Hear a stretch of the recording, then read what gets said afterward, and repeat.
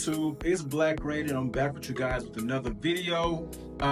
Today's topic is going to be a little different and something I've been wanting to cover for a minute because I'm trying to bring more variation to my channel, and I think this is one of the topics that I really wanted to explore and talk about because it's very, very important to talk about, especially for men. Before I get into the video, guys, make sure you like, comment, share, subscribe, turn on your post notifications, and let's get into the video. Now, by the thumbnail, you see that I said that society has men boxed in completely. And what I mean by that is society has so many standards for men that it's insane. Now, I will give an acknowledgement. Women have their restrictions as well. We know women's history. We know exactly what they had to fight for to get where they are today. But as far as men, my point with men is more of the emotional side of everything, the more emotional side of the spectrum. From birth, men are told that they can't be vulnerable. Men are told that they can't cry. Men are told that they can't do this and they can't do that. It is so many restrictions for men to actually be emotionally healthy. Now, in turn, what I mean by this is, let's say you're going through something very stressful. Let's say you're a father. Let's say that you have a family of 6. You have like 4 kids and you have a wife, right? Well, within that dynamic, you're the focal point. You're the foundation. You're the one that has to hold together the fort because that's a man's responsibility by society standards. And whenever you go through something traumatic, when everything falls, when everything starts to crumble, everything falls on you. Now, in society, right? Society tells you to suck it up. It'll be all right. Just push through it. Keep your head down, keep running. That's cool and all, but emotionally, that shit is stressful because you're telling men to not share their vulnerability, to not vent, and to hold everything in. And in turn, that causes a lot of issues. Issues being substance abuse, issues being physical abuse, issues being verbal and mental abuse. You know, it's so many drawbacks to having that mentality. Whenever you tell men that they can't do this and that they can't do that they can't be vulnerable, that they can't vent their frustrations, that they can't cry, that they can't let everything out, you are actively internally destroying men. And in turn, that affects everybody else, because when you think about it, if the men are the head of the household and they are struggling mentally, that falls back on everybody else. It's a domino effect. Now the wife is stressed. Now the kids are seeing their parents argue or fight. You know, it's so much mental challenges. And that's why I say that to say this. Men should be allowed to vent whatever they're feeling. Men should be allowed to cry. Men should be allowed to tell people exactly what they're feeling. And I think men should be more accepting to therapy, because a lot of men don't want to go to therapy because they think it's weak. Anytime someone mentions therapy, men automatically turn away. At least a lot of men turn away because I'm not going to therapy. Like, who want to go to that weak?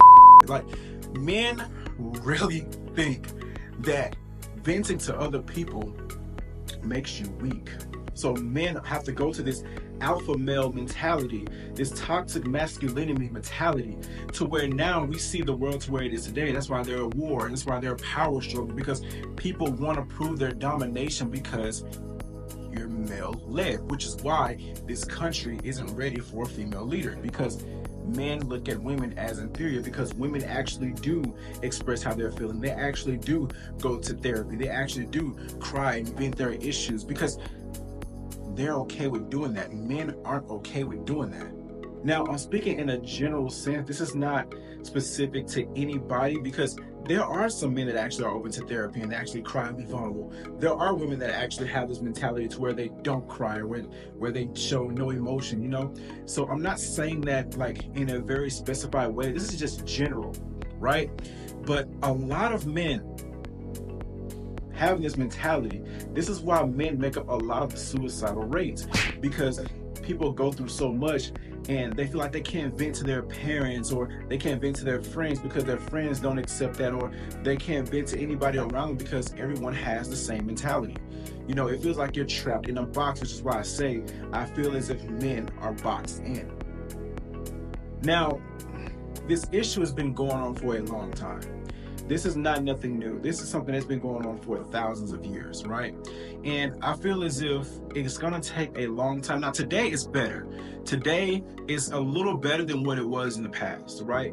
Men are more acceptable to going to therapy. Men are more acceptable to venting to their spouse, you know, or their significant other. But a lot of the times now, you know, a lot of men think that it makes you weak. It doesn't make you weak. It makes you mentally stronger, because you are able to be vulnerable. You are able to pull the curtain back and show people a different side of you, to show that you are human. Not everyone has it together fully, and I'm here to tell you that that's okay to vent your frustrations, to vent what you're going through, to vent your mental challenges.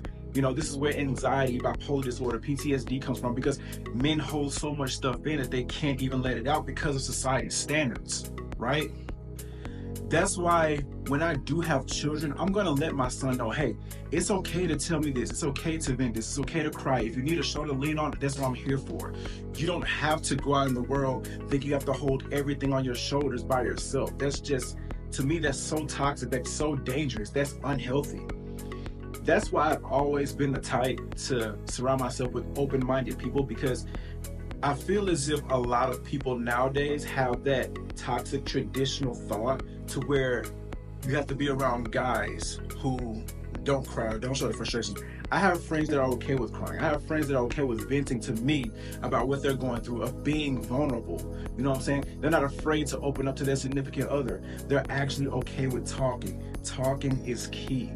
That's what's going to help you, right? That's what helped me. I used to be so boxed in. I used to be thinking like, oh, I can't do this or I can't say this, but now I'm okay with venting how I feel. And that's okay for anybody else to do, because we're all human at the end of the day, right? But I wanted to come to you guys with that little rant today. I think I want to do more videos like these, because I think it is important to understand how to take care of yourself emotionally, because that is key. That sets the tone for everything else. Having a clear conscience, having a healthy mental state makes everything else falls into place. But like I said in the video earlier, guys, make sure you like, comment, share, subscribe, turn on your post notifications, and I'll see you guys in the next video. Peace.